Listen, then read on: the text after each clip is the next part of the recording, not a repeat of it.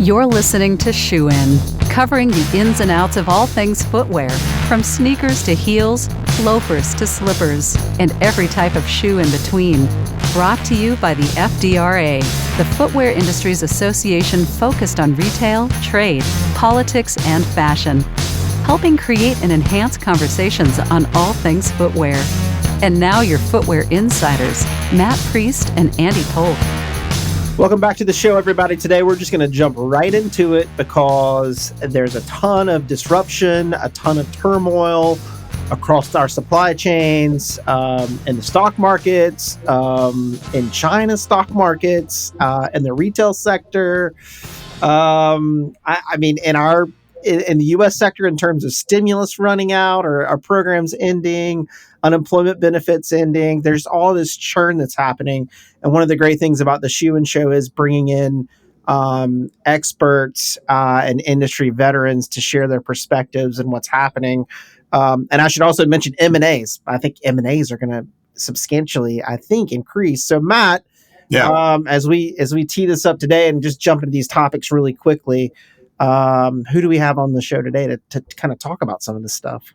Yeah, Andy, it's great to have Matt Rubel back, who's chairman of the executive board of MidOcean Partners, and Shoe and Show listeners and footwear industry vets should know Matt from his days at J. Crew and Cole Haan and Collective Brands and Payless and Varsity Brands. And Matt, you joined us last year during the pandemic as things were just the spring of 20. And what I loved about our interview is that you were just kind of no holds barred. This is what you need to do. Stop paying rent, do these, prioritize these actions. And I think we need kind of a refresher from your perspective as we sit in late 2021 about what people need to be doing to navigate all the chaos, because there's so much out there. And you always bring a really frank and direct perspective. And so, Matt, welcome back to Shoe and Show. Looking forward to hearing where you think we should be going as an industry as we deal with all these different variables. Matt, it's great to see you, and Andy, great to be with you as well. Andy, I think you're straight out of the Ed McMahon school of how to kind of sound great on radio and TV. But listen, this is the year of kind of the 10 plagues that nobody thought would actually happen. So it's kind of like every day people wake up and wait for the next thing to cross their plate that's going to happen. So it comes down to, first of all, mastering the fundamentals. And the fundamentals are pay attention to your customer, pay attention to your team members, pay attention to your relationships, and be open and clarified in your communication. So, in the footwear industry, I sit on two boards. I sit on the Tom's board and I sit on the Lucchese Boot Company board. Both are private companies, and each one of them has different issues during the pandemic and during the supply chain issue. Tom's is, a global sourcer of product. So most of their product is out of Asia. And so like everybody else, they see what's going on in China. They see what's going on, in Vietnam with, some of the COVID outbreaks and some of the shutdowns over there. And so I think what you've really got to do is focus in on the relationships that you have over there. And what I've seen is that when the CEO makes the phone call, because, CEOs love to make phone calls. I was a CEO. it doesn't work because the CEOs haven't, spent it, unless, of course, it's the CEO who has taken the time to go over and visit the factories, spend time with the people in transportation and logistics, and has true relationships with them. Because I was on the phone with one of the key transportation and logistics company chairman the other day, and he kind of laughs at keeping a list of all the CEOs who he's never met who are now pinging him saying, move me to the front of the line. Mm. And what's happening is underneath is where you're getting your work done. And you are able to get things moved. Also, I think some of the smart factories are sequestering their people into bubble-like environments, and they're actually able to do the cutting and sewing effectively. And then if they work with their suppliers on those same bubble-like environments so that the material handling and the materials move into the factories effectively, you are able to actually get the goods made. Then becomes the challenge of how do you get the goods on the boat and over. Right. Okay. And then the next thing is, how do you get them off the boat and over? And so you're seeing people move to different ports. You are seeing people, weigh in on their relationships. And, as we've said, many times before in life, it's not about the money. It's about the money also. And so you do have to pay up. And so on your containers, you are having to pay up. Obviously, some of the big retailers are actually getting in and leasing their own, boats and leasing their own containers in order to move things well. So how you, again, work with them is very, very important to make sure that you're well prepped. This is going to go on, though, for another 12 months. And so I think the norm for, the next year is we may not have as many shutdowns here, but as much as we criticize things in the United States, and in my opinion, inappropriately so, the rest of the world doesn't have the vaccine, available to them, and the way in which their working environments are set up from a cleanliness standpoint and a hygienic standpoint are not as effective. So on supply chain, it's don't be top down, be bottoms up. Make sure your relationships work, and know that if you need to get the goods in and you get marginal profit rate out of it, that you should move those. Otherwise, it's going to be a bulge later. And take care of your factory relationships. Yeah. They're having a hard time. And so you've got to kind of do that. Price increases are an interesting thing to understand too. And so I would say for the first time in many, many years, there's going to be inflation in prices because of all the true costs that are coming through in both making the goods as well as moving the goods. And I sit in on some forums with many retailers, as well as brands. And for the first time, the retailers aren't pushing back. They just want the merchandise. Mm-hmm. So don't be inappropriate in the way in which you're working your pricing, but you can take it. And even if you took it 3 months ago and you need to take it again, you can. Obviously, you want to kind of be a little bit strategic about it and get ahead of it, and don't want to be taking 4 price increases, especially on the same unit or the same item. But you can take price, and so I'd be thoughtful about that. Also, on inventory ordering, you don't want to buy so much stuff that when it doesn't come, you're going to be stuck with it. So I think there's going to be working capital issues if you overbuy, because it's going to go and spit up on you at the end of this. And then you're going to end up with a lug when it's, out of date, out of season, and an inappropriate time, to sell. So those are kind of the key things that I'm seeing out there, Andy and Matt. And it's manageable, but it's certainly not easy. I will end up with one other thing, which is, we've all, hired tons of people during COVID, and they haven't been in the office, so how can they be loyal to your company if, you've hired people and they haven't been in your office? And so the question is, how do you truly build, camaraderie? How do you truly build engagement? And how do you truly show those employees and those team members that you truly value them? And so I would say it's something that, all people in the company need to understand and go after, because, as they say, 70% of the, people out there are taking the phone call, whereas it might have been 30% that were taking the phone call 2 years ago, right? To look somewhere else. Let me ask you about inflation and help me think through this critically. So on the one hand, I hear the U.S. government saying it's transitory. Don't worry about it. It's not going to last long. There's political calculation that's baked into that, of course. On the other hand, you just said it yourself, and we've heard the same thing. This is a 12-month issue at a minimum. So one, how do I think about that? Is it transitory, or is this something that's going to set in and inflationary pressures are going to take hold?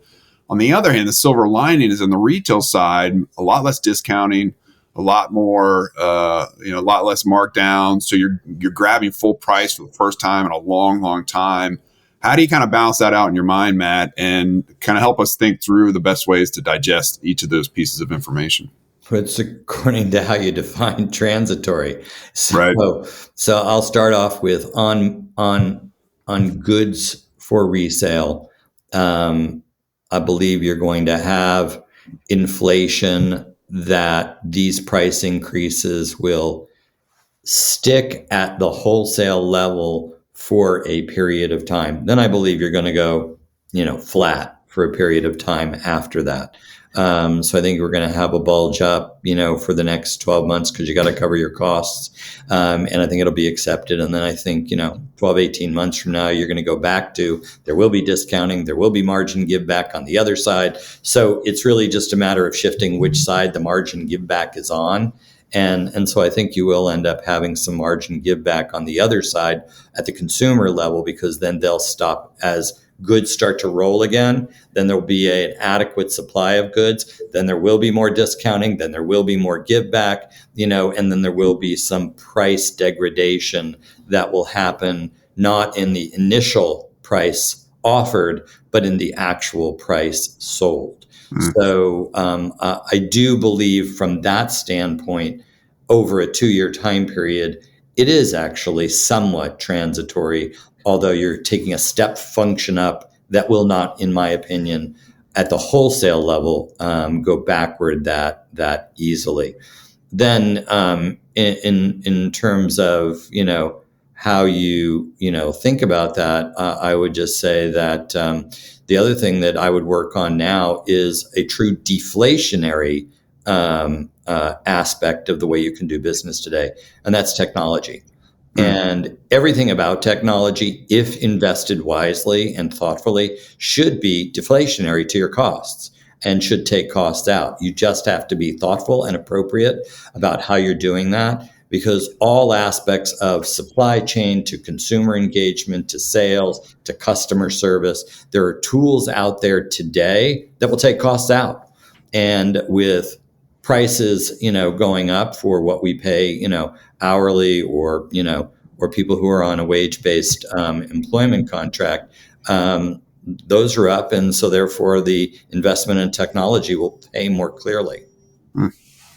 I want to get into just a question on capitalization issues. I think we can bifurcate it out, right? Obviously, we had a ton of stimulus that went to consumers. I mean, even Domino's is paying a $500 bonus to sign up to start working at Domino's, plus the free pizza, which I would not eat that pizza. But some people love it. Great. But in terms of business, I'm not going to call you to be a sponsor now. That's okay. Blew that one, Andy. I can't sell things I don't believe in. But on the business side, obviously we've seen such a long, runway of low interest rates. We've seen a lot of businesses take advantage of that with M&A. The capitalization, I think, dynamics changed recently because of what's happening in China with Evergrande, and there's been more fears of where these bubbles are. Obviously, real estate bubble in China, but in the U.S., I think it's rattled people a little bit because they don't know what China is going to do to solve those issues, or if the capitalization or liquidity might spread. So when you look at these global dynamics with capitalization and these low interest rates that may start to edge up as inflation edges up, how do you see businesses over the next 12 to 24 months think about acquisitions and debt financing and things like that? Well, I mean, I'll start off with, what I believe is the faux rumor that, there's going to be some sort of an infection that's created from this Right. real estate issue in China. There's a bank in China and it's called China. Right. So guess what? They're going to absorb the loss and it'll move forward. And it's not going to affect, anybody here unless they're an investor in China. And, the digital aristocrats of China, are experiencing the fact that the Chinese government is not a democracy, never was, so let's not fool ourselves. And, they're doing things for the people. And so things have gotten a little bit out of whack with, who's got the money and where it is, and they're just pulling it back. And the government is being more overt in how they're managing, that. But coming back to, the cost of capital and, the reason why companies are selling at such strong multiples right now is that the alternative investment is 1%. So therefore, even with a distribution of risk, you can have things that are 5% returns versus 8, 10, or 12% returns, which obviously will take, which will take the valuations back down. So what moves from debt to equity is is pretty straightforward. So I would say there will be more to answer your question. I believe that there, is capital available to, be borrowed. Private equity firms, I'm part of MidOcean, and, we are thoughtful about how we do things. And we're looking for things we can underwrite and have, good opportunity to truly grow. But the ability to get debt, which will enable you to underwrite something more effectively, it's there. And I don't see that going away for the next 24 months.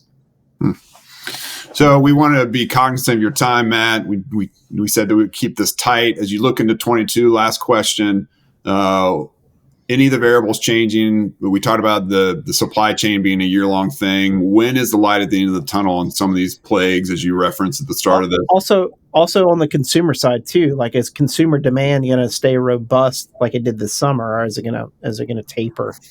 Yeah, good question. Well, if I knew explicitly the answer to both those questions, you'd be talking to me from a boat somewhere in the Caribbean right now. But but in all seriousness, I mean, I guess I'll start off with there's an experiment that the government put in place, which was, if we give people free money, will they work?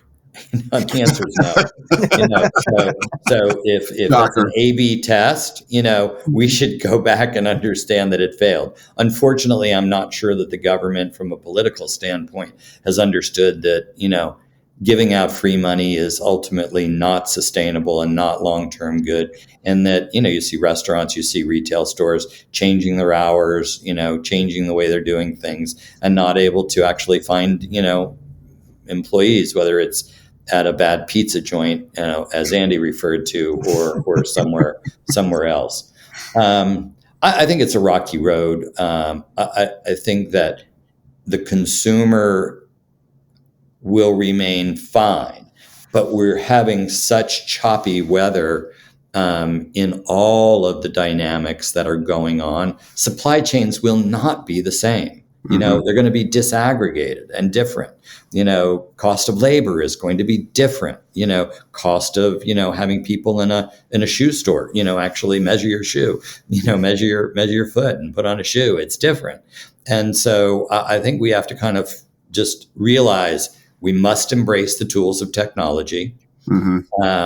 We must explore nearshoring, and many have already done that. And, it makes Brazil even more of an option, and Latin America even more of an option than it was before. Mexico becomes an important option, that needs to be built out as well. And it also shows that you need to understand your total supply chain and your total value chain, and understand the people that drive that and build relationships. You can't take things for granted. So I think it's going to, just be dynamic. I think that you'll make money, in the environment. I think it'll be fine, but you're going to have to be faster and quicker on your feet. And also, while you digitize and while you, move into, a more technical environment, you have to also value the people, and really understand, because at the end, it's about great creativity, and understanding your consumer. So get close as you can to the consumer, and AI will help. Other things will help, and then, keep your costs in line. As I tell my kids, buy low, sell high, and keep your expenses in line. Awesome. Well, folks, again, this is just a quick hit that we have here, but since we have the wisdom, we wanted to bring this to you. And I think the tick list that we had today is extraordinarily great, because it's direct, it's simple, and all this complexity. Sometimes the most important thing is to boil it down to the simple things. And I think that's what we have here today is to do that. Focus on your customer, focus on your people, and the people who will not make it out of this are the ones that say, well, that's the way we've always done it. So if you hear somebody saying that, buyer beware, because everything's changing. And if we're not changing with it to adapt to it, then those are the businesses that won't survive. But Matt, thank you so much today for coming on, as always, to to give us some great thought and some great ideas and a tick list to start following. Keep at it, because the footwear industry is lucky to have you too, and it's great to see the job that you're doing, keeping that community informed and vibrant and aware of the different things that are going on. So thanks, guys, and peace. Thanks, Matt. Thanks. And thanks everybody for listening in. And until next time, Shoe In is out. Shoe In has been brought to you by the FDRA, the Footwear Industries Association focused on retail, trade, politics, and fashion, helping create and enhance conversations on all things footwear. For information about FDRA, visit fdra.org.